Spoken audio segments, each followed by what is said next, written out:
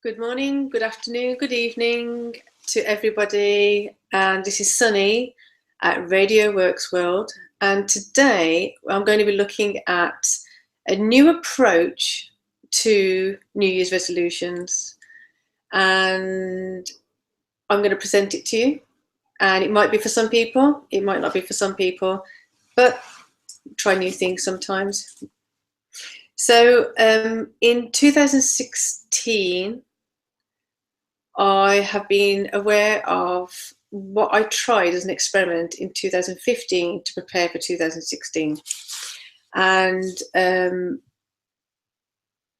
what I wanted to change in 2015 was the notion of how much of the message and the energy around New Year and just after New Year, that the energy, the collective consciousness, the collective energy tended to go towards pressing on people failing at fulfilling their resolutions, and how marketing was geared towards that, and preparing for those things that we haven't achieved and we wanted to achieve, and why didn't we achieve it. So last year I did an experiment on myself and my family, and tried to see how that could be switched around. So what we did first was about Christmas time. So looked at what I wanted to achieve for 2016. And in doing that, backtracked and started to figure out how can I then start implementing things straight away before Christmas, because it was then usually Christmas is a trigger point of having to catch up on so many things to be prepared for the new year. So it's kind of like we're being told that we're not going to achieve certain things often in the new year. But then also Christmas isn't always helping us out, because we are enticed to indulge in certain things, which is great. But where can we make some small shifts and adjustments to set ourselves up for greater success? So what we did was we looked at who was going to be there for Christmas and what were we willing to let go of. And we had one of the most relaxing, great Christmases ever, and I'll tell you how we did that. So, and this isn't for everyone, I understand that, but it was amazing. So this is why I'm sharing it with you now. So as a collective, we had decided that the adults weren't going to stress about having to get gifts and things like that. We would instead collectively put together and buy the best organic foods. We could buy the best chocolates, cakes and things like that, but not excessively, just in a moderate amount. And it may sound boring, but it did work. And also alcohol. We didn't have excessive amounts of alcohol, we just had little bits. But when we did, it was really refreshing. Also, when we were cooking, we involved everyone that was there, and we didn't have a timetable. Everyone was involved, so there wasn't one person stressing out in the kitchen while everyone else was just stuffing their faces or lounging around. And this is a generalization of the picture of Christmas, but we all did it as a collective, and it was lovely. It was a communal effort. It was all of us putting our love in, all of us just being there and not rushing, and nobody was stressed out because we all were given tasks and took charge of it. And then another thing we did was, when it came to Christmas Day, we spent that time being in a state of gratitude, remembering what Christmas is actually about, the birth of Christ. And also we used that time together when we did have a drink and we did have our treats, to actually look at what do we want to do for 2017? What are our intentions for 2017? And then we all had a a list that we wrote of a few things, practical things. Again, we not strict, so we did allow ourselves some luxury, but just generally keeping it along the lines of what practical things would we like that was going to help us to achieve our goals and achieve our things that we want to do for 2017. So it could be fitness things, it could be practical things. For myself, it was satchel and things like that. For my daughter, it was money bank, things like that, so she could be more aware of her money for the next year.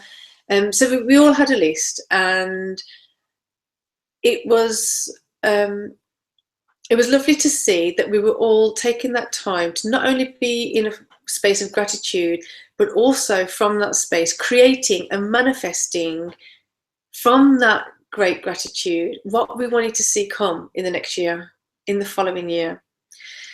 And it was on Boxing Day that we all took our time, had our breakfast and whatever we had to do, and then we all as a group collectively went out and meandered and kept our list in mind. We weren't strict. It wasn't a military operation. It was just us being a bit more mindful of what we were doing and just going with the flow. And with that list in our mind, it was amazingly beautiful how a lot of those objects and additional ones came into our path and in the perfect form of how we wanted them. And that set us up beautifully to come home and have another day full of gratitude and start feeling more empowered about how we were approaching 2017.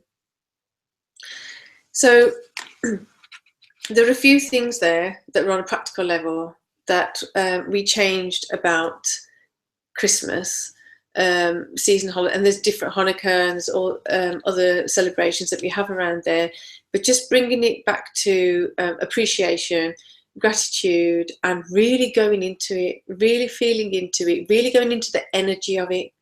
And as we were in that energy of it, as a collective group, as a collective conscious in that space, in that time, manifesting or setting our intentions, setting out what we wanted to manifest for 2017 has, in my opinion, been quite effective. So some other things that we were doing was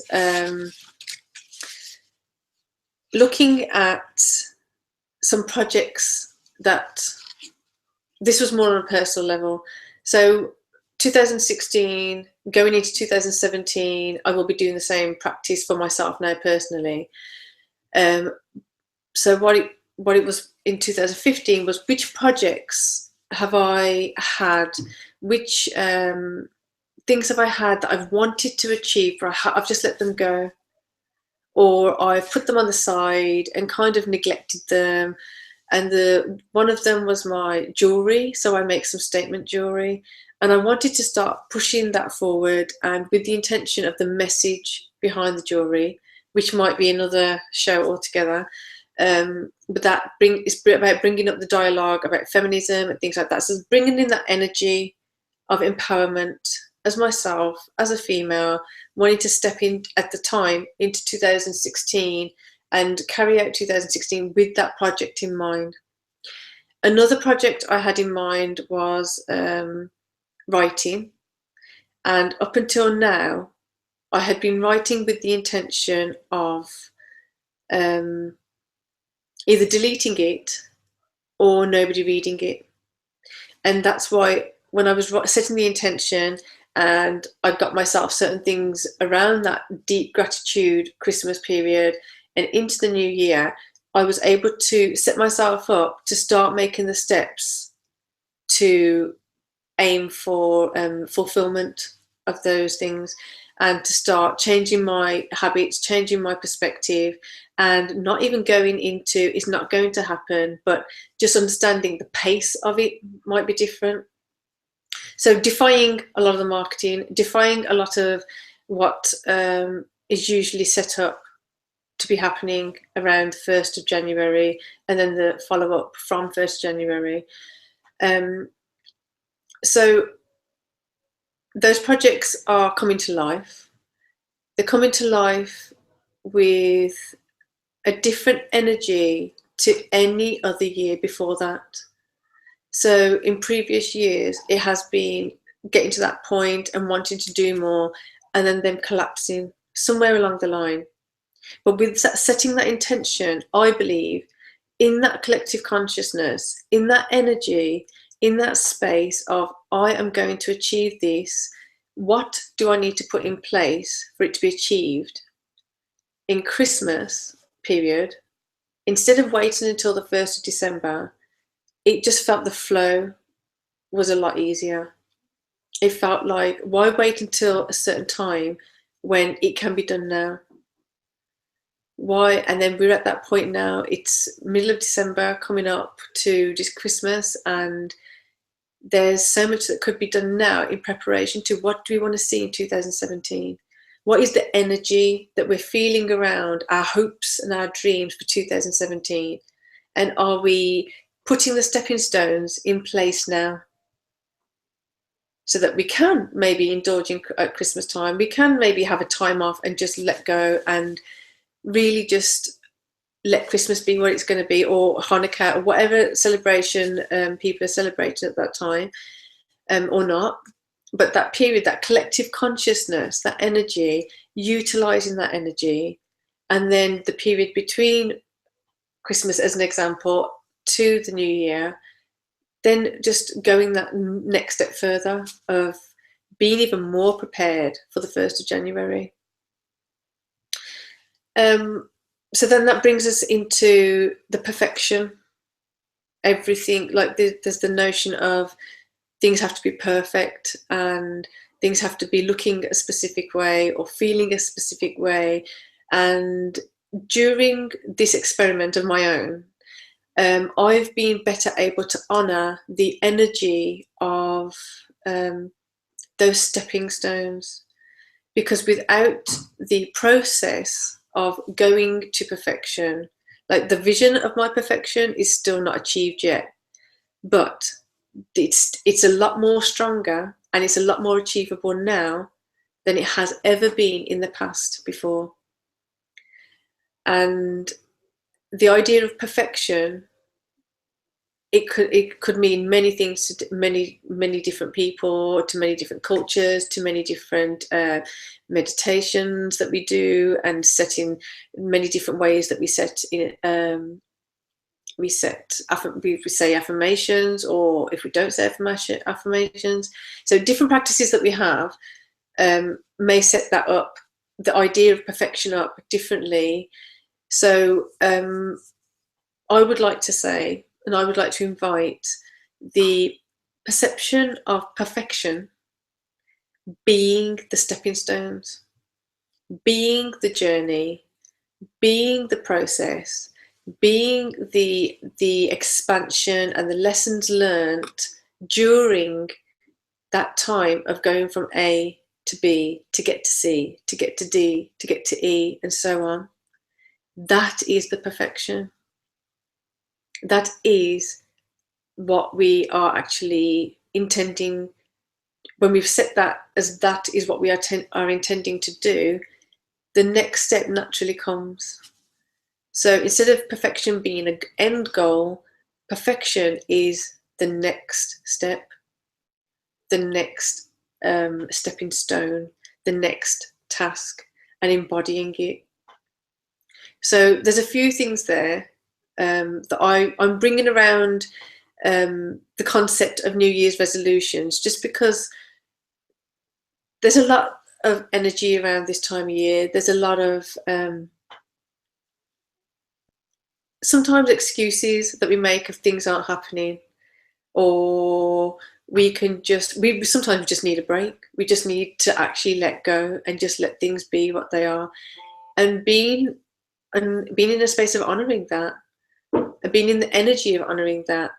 But I just wanted to put this forward to you, because even if there's just one nugget that you could use to make your 2017 that much more special, that much more full of hope, that much more in control of your intentions, by January the 1st so that you can fulfill them, and that the noise of some of the marketing that is there claiming that did you not achieve your goals this year for your New Year's resolutions? Have you already slipped?